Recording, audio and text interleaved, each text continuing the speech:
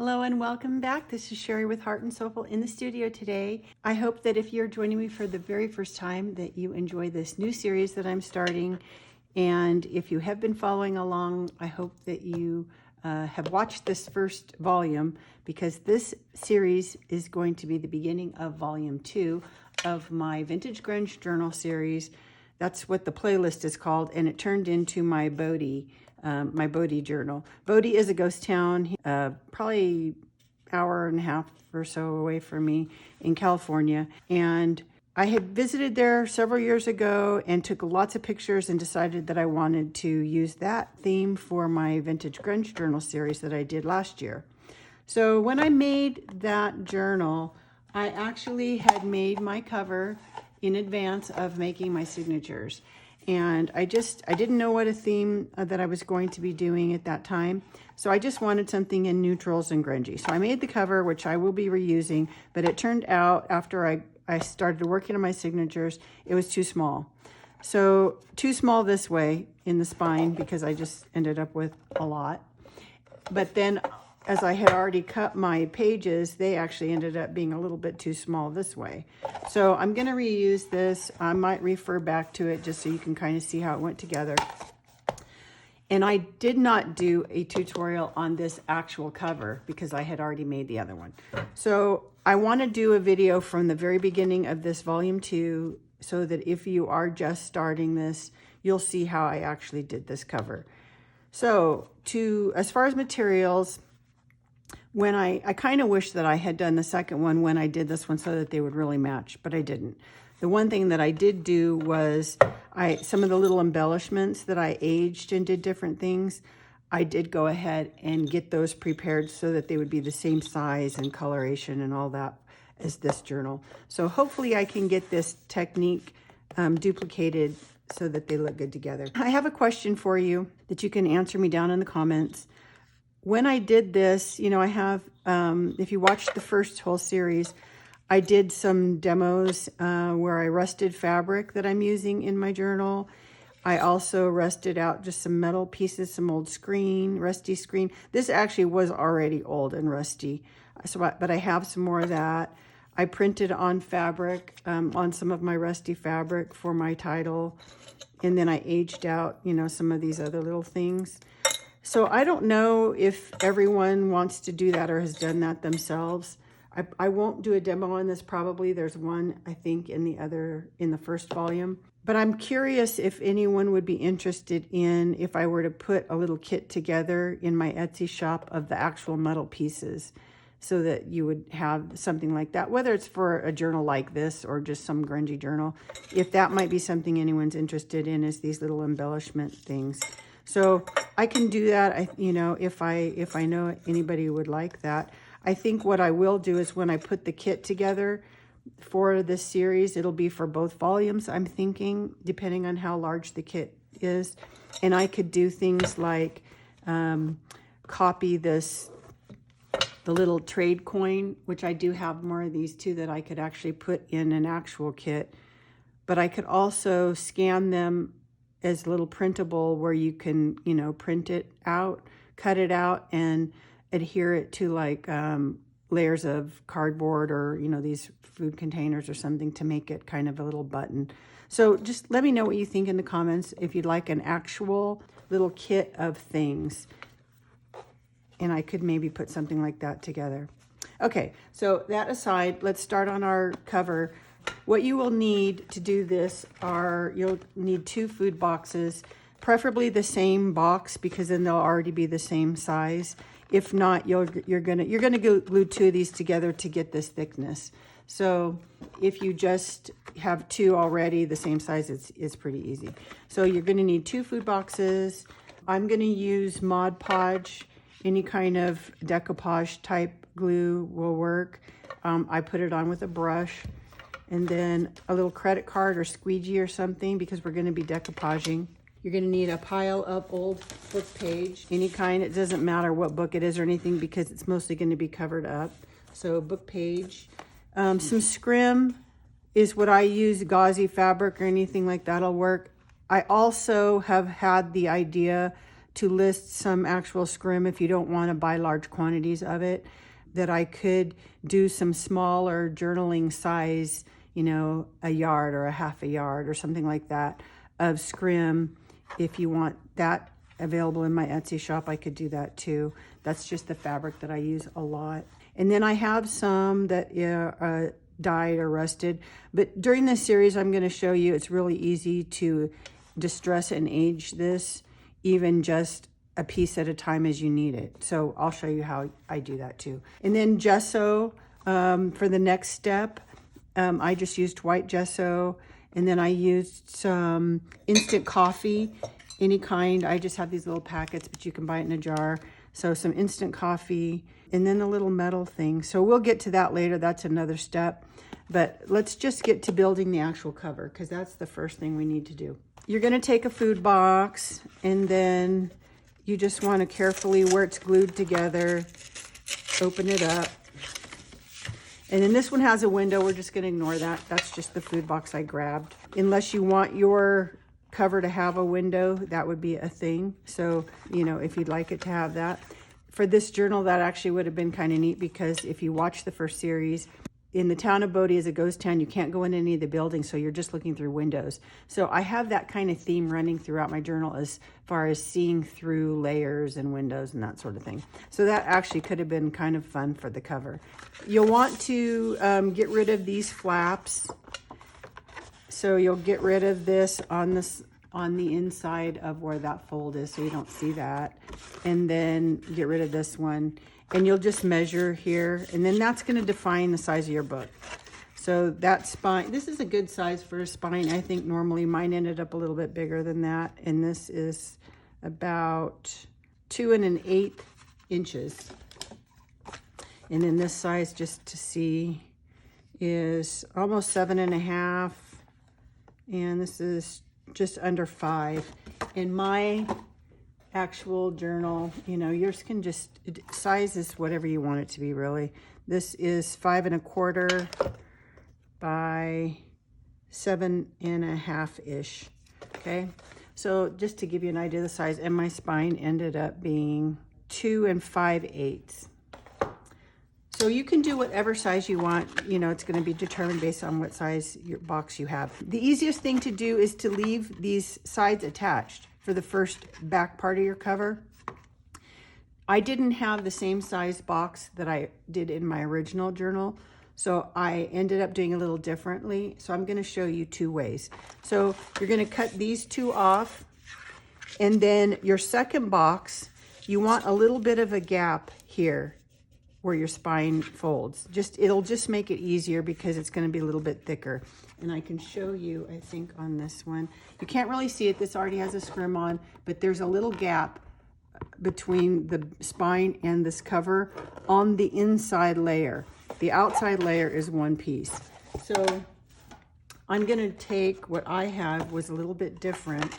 And I think when I did that, when I cut those, and I have another little sample of this, you can see better. So this is obviously a different size, and I've left my lip on to do like a closed something.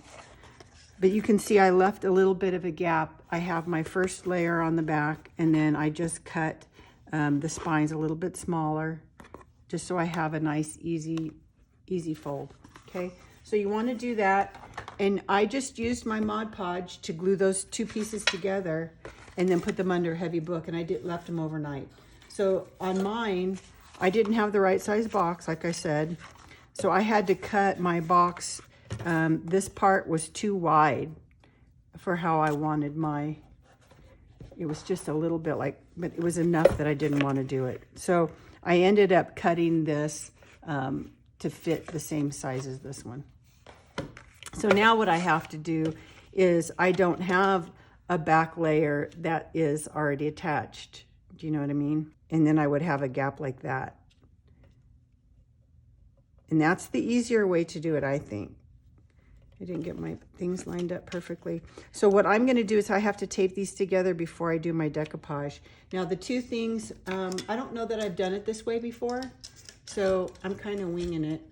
The thing that I had recommended to me back when I was doing the stacked envelope junk journals, to reinforce where the envelope flap was, I had been recommended to use Tyvek tape. Well, when I went to have my husband get me some Tyvek tape at the hardware store, he brought home this. What this is, it's a clear plastic tape. It's really thin, which is the good thing. But it's shiny and slick. And this is not what I wanted. I have been using this for some things. It is nice and sticky. You just, when you're going to decoupage over it, I think it's going to be fine. But, you know, it has this print on it. So anything you do with it, you really have to prime and all that kind of stuff. So I don't know if I'm going to use this today. I might use this on one side and then the other thing on the other side just to compare. So the thing that I wanted was actual Tyvek because it doesn't tear. And Tyvek is the stuff that they wrap a house with. It's an underlayer before they, you know, go and put the siding on. And this tape is what you use to tape that down on your house. So that's why he brought it. It wasn't that he was wrong. And if you ask for that or go online and look for it, this is what you get. So you can get Tyvek paper, but it's what these envelopes are made out of. So if you recycle these, then it's just the Tyvek stuff. So I'm going to just cut a strip and glue it down as my my flap. So I'm just going to cut a little piece. And I think I'll use the one on the other side as the tape, like I said, just so I can compare. So I'm just going to cut, and then I can trim it after. And then I need to get some of my glue out. I just use these little plastic throwaway things so that I don't contaminate my giant size thing of glue. And I'm just using a matte Mod Podge. You can use anything that you would use. I'm going to need more than that because I'm decoupaging. Anything that you would use to decoupage. Okay, so I think I have done these where I glued them right sides together. Now, one thing, if you've watched me for a while, you've seen me do this. When you have two slick surfaces from your box, your food box, they're all different, but some of them might have more of a coating. Just to be safe, I always rough this up with a little sandpaper because otherwise, whatever you decoupage on it, or it might even just come apart from itself. So I just rough up, then I put my glue down, and I just use my Mod Podge and glue these together and let them sit under a book. So now it's just a little sturdier for a book cover. So I'm gonna lay this out, and then I want a little bit of a gap in between. So I'm just gonna glue one side of this down and then flip it and do the other side. And it doesn't really need to be this wide. Let's see, trim it down a little bit. I really just want to give myself a hinge.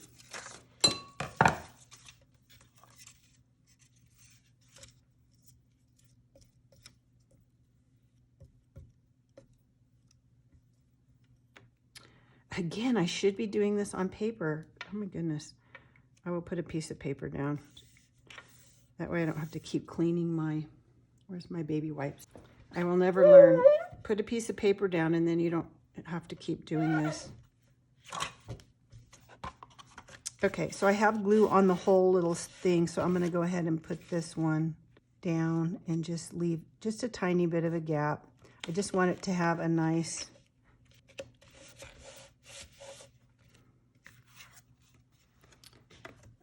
hinge. And this is all gonna get covered up, like I said. Okay, so I have one hinge side. And then the other side, I'm gonna use the tape just for the fun of it. Let's see.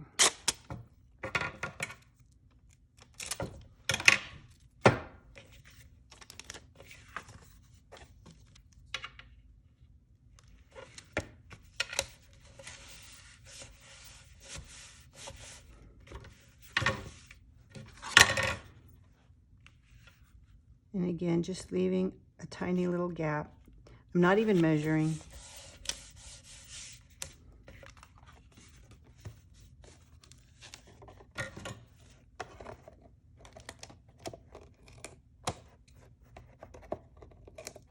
I'm going to be wrapping the book page around this edge, so I don't have to, that's why I'm not wrapping it over. I had thought about even just doing it using the book page, but I was afraid that that might not be sturdy enough. Okay, so I have that part prepped, and now I'm just going to do the decoupage, and I'm just going to use book page, like I said, and I think I'm going to do, I think I did on this one, I think I did the outside first, yeah, and then did the inside. That way you get a nice fold over, and then it's almost like your liner paper is also the decoupage. So I'm going to end up just cutting up pieces, putting them on randomly. It's going to end up looking like this, folding them over. I'll start one just so you can kind of see if you haven't watched me do this before. And then I'll fast forward or come back when I have it all ready to go. So I'm going to start, like I said, on the outside. I think I want to rough this up just in case. A little, this is just a little sanding block for craft stuff, but you can use a little nail file or, you know, something like that just to rough that up, or even sandpaper. And I'm just going to do this to give it a tooth so that the glue will stick. Get rid of the shine off of it. Okay, so now that's rough. And then I'm just going to take some book page, different pieces, and I'm just going to tear some up ahead, different sizes, you know. You can do them as small or as large as you want. Just going to rip up a bunch.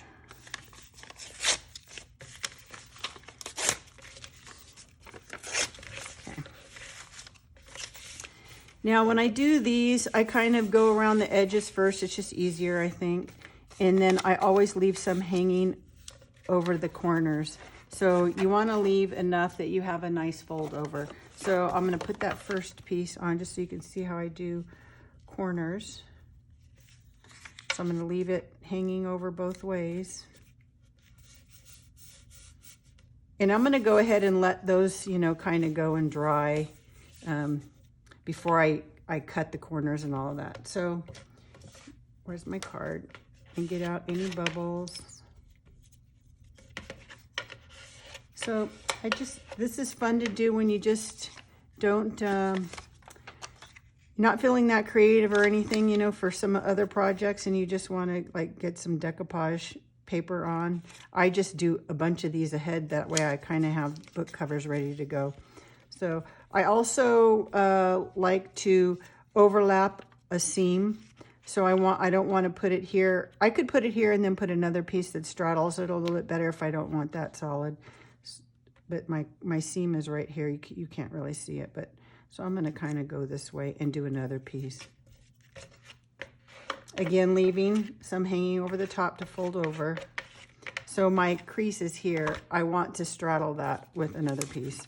So I'll go maybe upside down this way on that one. And maybe stagger it a little bit too. Now when you do this one, you do want to kind of, as you smooth it out, get your bend in there.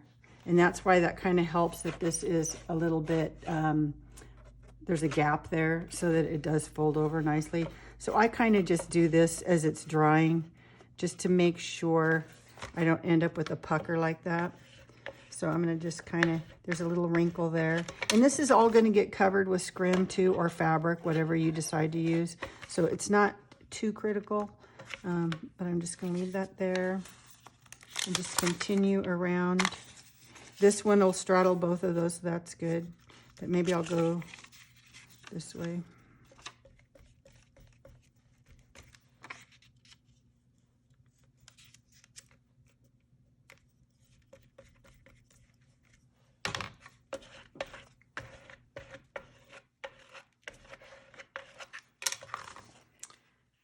Like that. Okay, so I'm going to go all the way around. I'll put some music on and I will come back when I flip over to the other side.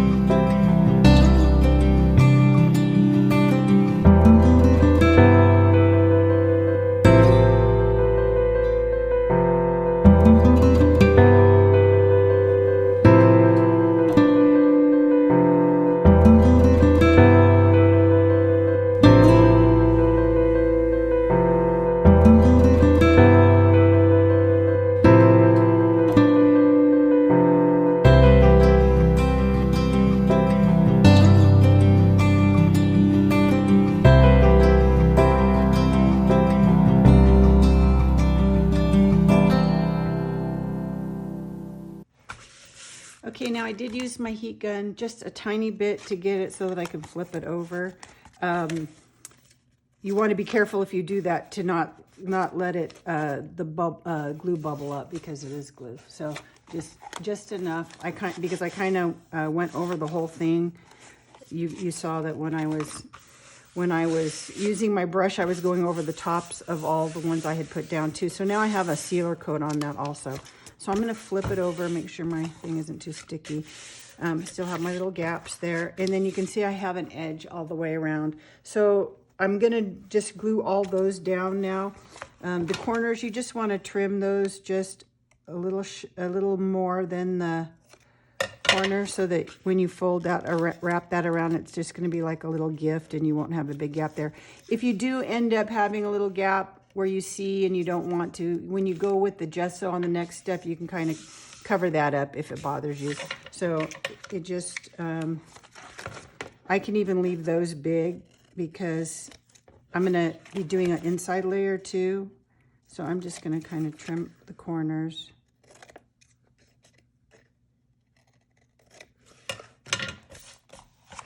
And then just go around and get all these edges down first. Some of them I did not leave very much, so I'm going to have to...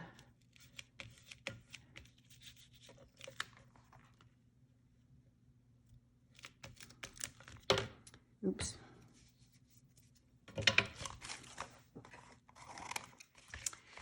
When you do these little, the little parts that are where the seam is, where the fold is, I take just a little wedge out of that. Just makes it easier, you know, and have that to fold over into that crease. Your scrim again is going to kind of cover this too.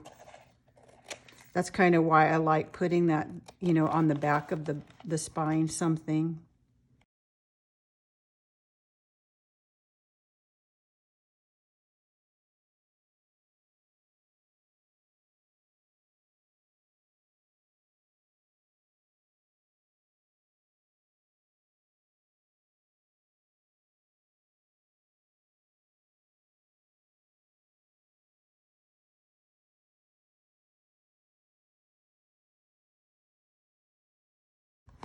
Okay, now you can see I have my outside done. That really didn't take very long at all. and that made my corners easier to fold over. I did have to add a little glue here or there where I had two papers overlapping that they weren't attached to each other on this side. So you just want to watch for that. You know, get all these, get your crease back in there in between your, that way your book will just open and close easier. So I have that. Now I need to do the inside. Now you can, I'm gonna go ahead and do the same thing on the inside. You could just put a solid piece of something if you want, but I've got all this out still, so I'm just gonna do that. Same thing, only instead of, I'm not gonna wrap it around, so I just wanna stay within my border here.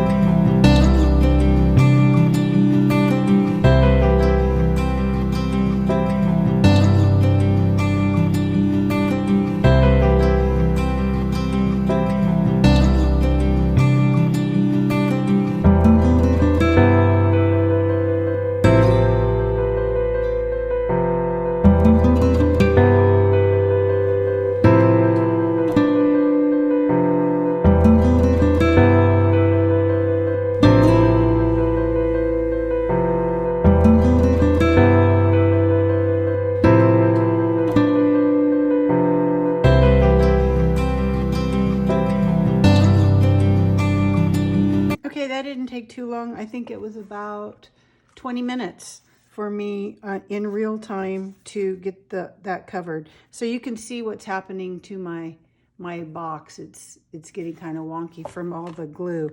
So I'm gonna let this dry. I'm gonna put it under a heavy book for a bit, and then I will be back and we'll do the next step.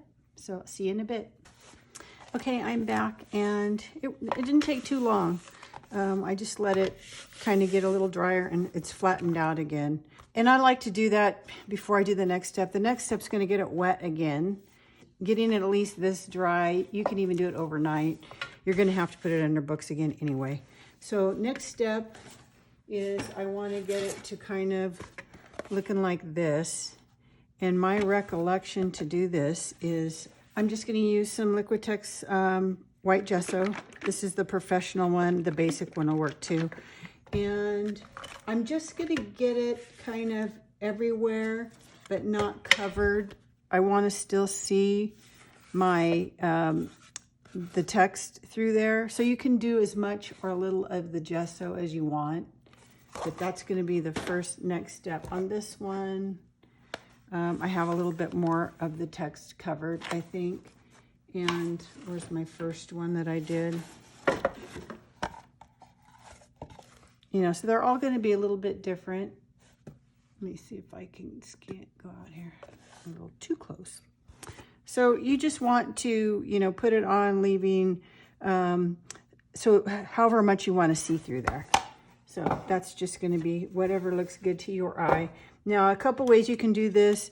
You can use a brayer, or you can just put a little bit and put it on with a credit card. So if you don't have a brayer, that's not a big deal. I think I'm going to do this inside first. And you could just, you know, put some of this down and then paint it on with a paintbrush onto your, I mean, you could just kind of go like that, but this gives me kind of more control. maybe of where I get it.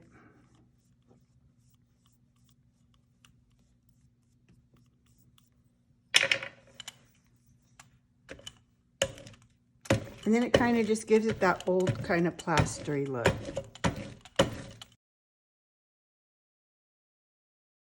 And that's all it took. I mean, this is how quick this is. I like doing this kind of finish. You know, this is kind of like doing a first layer of, you know, on a mixed media thing that you're doing. Just to kind of push that book page into the background. So you can see I didn't do it everywhere, but that looks good to me. So you're going to dry that real quick and do the other side.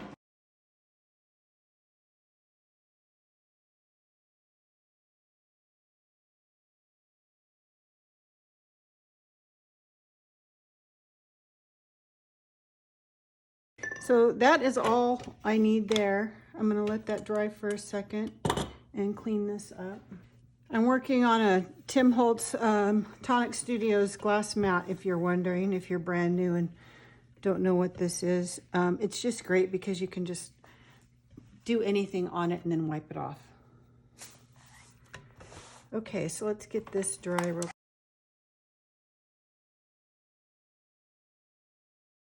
Okay, that's dry enough, I think, because I'm going to do more water. So I want to get it to kind of looking like this. And you can see that this still doesn't look like that. There's another step after that. But the next step is going to be the coffee. So for this, all I am using is my instant coffee. You can get it in a jar also. I just have a bunch of these little packets still. So I'm going to use that, and then a water bottle to spritz it. So you can kind of get it, this is the inside, you can kind of get it wet. You might want to decide what your top is and your bottom is, because you may want your drips to go down. So you're just gonna get it a little bit wet and then sprinkle, and you don't have to sprinkle it everywhere, just where you're gonna want the coffee. And because you've gotten it wet, you can see it's already going to start sort of dissolving. And then you can just kind of do as much water as you want. And, you know, you can start out with a little bit and then keep adding. And then that way you don't do more than you want, you know.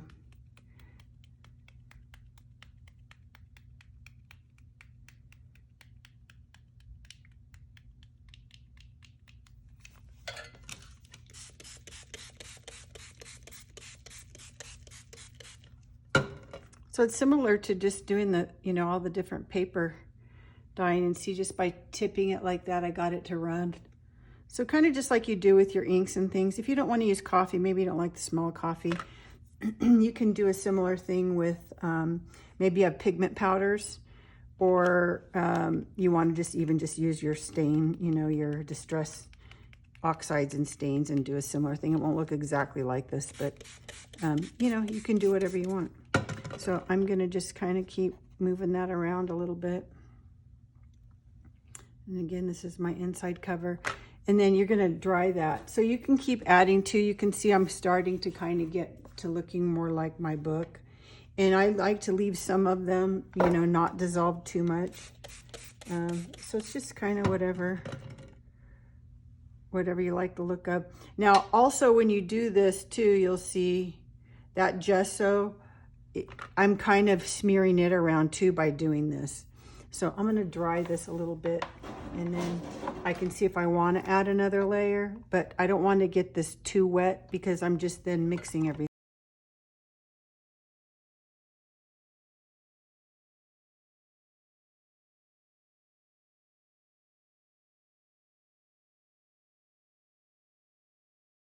Okay, now I compared it to my old book, just to, even though there's going to be more color on here, just to kind of see if I had the amount of splatters and things I wanted. So I'm going to do the other side. It's getting pretty wet. You see it's getting wonky again, but that's okay. I'm going to dry it again. So I kind of was using this piece of fabric I found on my table to clean up, because now I'm just going to be making this grungy. So that's a good thing. Okay, so I'm going to spritz again. Oops.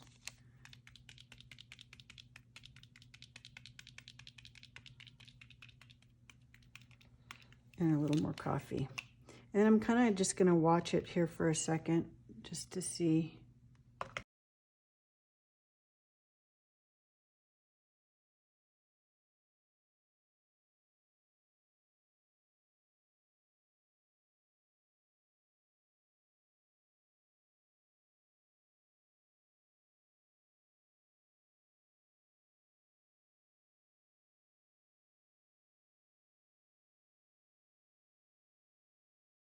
My hands are getting kind of sticky. It's still, you know, pretty wet inside the cardboard. And I want to let this dry pretty good before I even do the next step, I think, because I've pretty much sprayed a lot of water on there. So I am probably going to set this aside again. Once you get it kind of to the touch, you don't want to use your heat gun too much because, again, you've used Mod Podge on here, and then you've also added Gesso, which has glue in it. So it could be sticky, and I don't want it to be sticky. So if you let it just dry naturally and then put it under books, it's going to then not be sticky. So I'm liking how it looks so far. I just have a little bit of the, you know, grungy coffee, you know, like my original. I could maybe put a little bit more here and there, and maybe I will. I'm going to be using some Distress Oxide on this too, and that's going to kind of give it that added layer of color where you see the white and that kind of thing. And then I also am going to be grunging up some Scrim again, and I can't remember if I used some that I had rusted already. I think I did, but then I added more Distress Oxide to that. So hopefully I can remember my formula, because like I said, I didn't do it. I don't think I did a video of that one. So I'm going to take a break and let this dry. I think I might add a little bit more coffee here real quick, though, before I do that, just to give it a little more like the first volume. So you can do this in layers, you know, if you didn't do as much as you want, but it's a good idea to do what I just did and kind of dry it out a little bit first, or it's just going to be really soggy.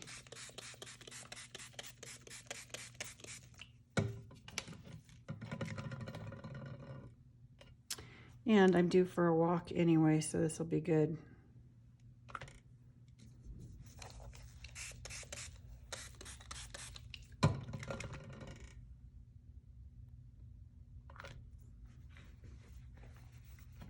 I like how I've left some of the dripping pooling, so you can see that drying like that would be nice.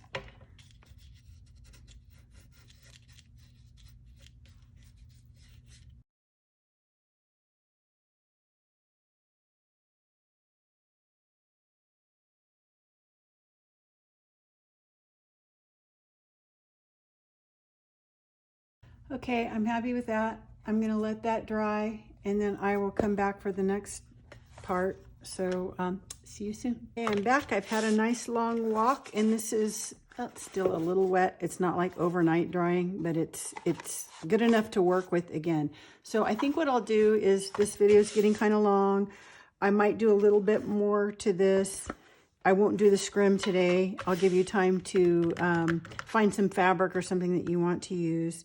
So I will just, I think I'll just do a little bit more to this. So I did a little darker on this outside than I did on the inside.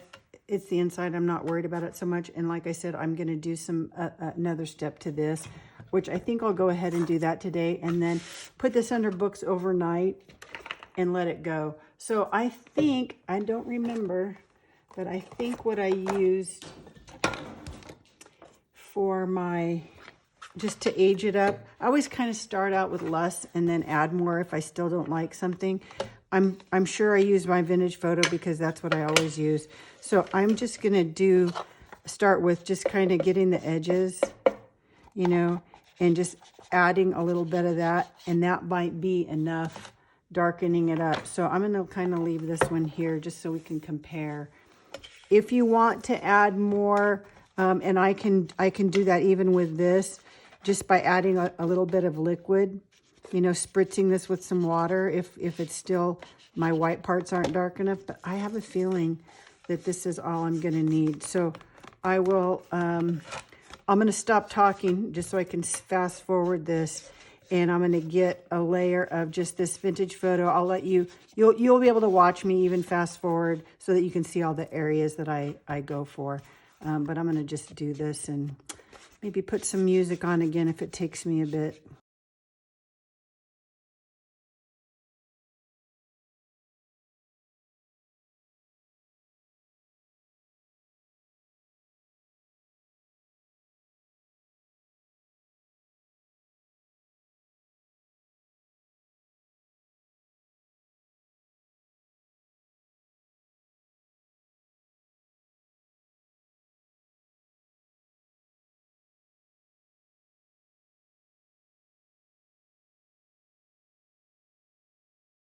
Okay, I'm pretty happy with that. So you can see I just, made sure I got all my edges really good all the way around. And then on the back side, this is going to get covered with Scrim, but you still kind of see through this too. The grunginess underneath and the grunginess on the Scrim. So I just wanted to make sure I got everything covered here. And then on the inside, I don't have to worry about this part so much because I'm going to be putting in my signatures here, and that's going to get covered up. But I did want to get these edges pretty good here. And I'm just going to let this dry overnight under books. I'm not as worried about the inside. It's the inside, and it looks good. So I'm really happy with that. I think it's a pretty good pair to my original journal. I still have to figure out which is going to be the top and the bottom. I guess whichever side I like the most, but we'll see. Anyway, I'm happy with that. I'm going to let it dry overnight. And then, so find some kind of fabric that you might want to do for your spine. You don't have to do anything if you don't want to, but in my experience, when you've covered corners like this with paper, they're going to get wear and tear. And I just think that doing the Scrim on this, it just gives it that look of a book, that has like the book binding tape you would normally see. So I just kind of like that. So next episode, I will go ahead and get some Scrim. I think I have some already rusted, cut to size, and then show you how I am gonna distress that. If you have just a plain white fabric that you just want to age, we'll just play around and see what we come up with that. So you're gonna need 2 pieces. One piece can be long enough that it can actually wrap and just cover a little bit over each side. So that would be one piece. And then you want another piece because we're going to actually, I didn't mention when I cut up the box, you do need a third piece. And I'll show you where that's going to go. So when you attach your signatures, when we put the book together, you're going to attach them to this piece of the food box. And I didn't decoupage this because it's not going to show. I'll use this side that's the craft color. If you don't have this craft color, then you might want to go ahead and put book page on it. But we're going to sew our signatures to this, but it's going to have a piece of Scrim, whatever fabric you use for this. You're going to do another piece that's going to be the same width, and then that'll be how we glue in that backing, if you can see that. So the piece that goes on this needs to be a little longer so that it can fold over both ends, and then that's going to get glued to the inside of your book. So 2 pieces of fabric that are both enough longer than your spine that you'll be able to wrap it around, if that makes sense. So I'll show you how we distress that, and then we'll put that on. And actually, I think we'll be able to go ahead and finish off the embellishments on the cover. So if you want to get to that point, I really did this in one day. And then we're going to let it dry overnight, and I'll finish it up tomorrow, and then we can start on the inside. So I hope you enjoyed this. Give me a thumbs up if you did. Any questions, put them down in the comments, and I'll answer them right away in case you're doing this along with me. So have a great rest of your day. Now go make something. Bye.